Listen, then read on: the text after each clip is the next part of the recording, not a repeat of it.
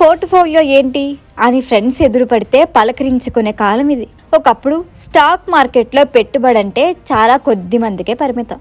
మరి వాళ్ళ smart phone ఉన్న ప్రతి ఒక్కరూ ట్రేడింగ్ చేస్తున్నారు.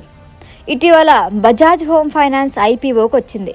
ఆ సంస్థ 7,000 కోట్లు సేకరించాలనుకుంటే రికార్డు స్థాయిలో ఓవర్ సబ్స్క్రైబ్ అయింది. కనీసం 1,00,000 కోట్ల పైనే పెట్టుబడి పెట్టేందుకు ఆసక్తిని చూపించారు.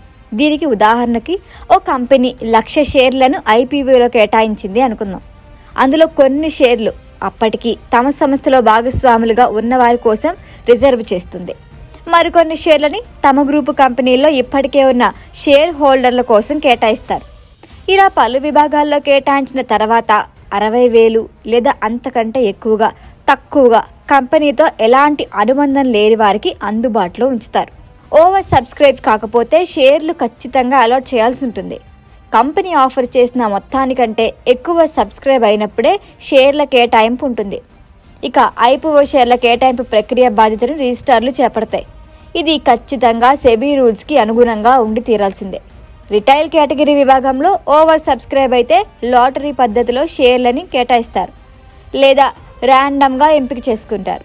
అప్లై చేసి ప్రతి ఇన్వెస్టర్కు కనీసం 1 లాట్ కేటాయించేందుకైనా ప్రయత్నిస్తారు.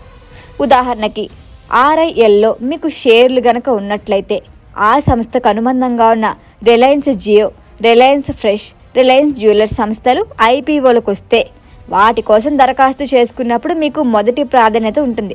ఐపీఓలో అలాట్మెంట్ దక్కాలంటే సింగిల్ లాట్కే దరఖాస్తు చేసుకోవాలి, అది ఉత్తమం. అప్పుడే మీకున్న అవకాశాలు పెరుగుతాయి. సాధారణంగా చిన్న రిటైల్ మదుపర్లను ప్రోత్సహించడానికి అలాట్మెంట్లలో వారికి తగిన ప్రాధాన్యాన్ని ఇస్తారు.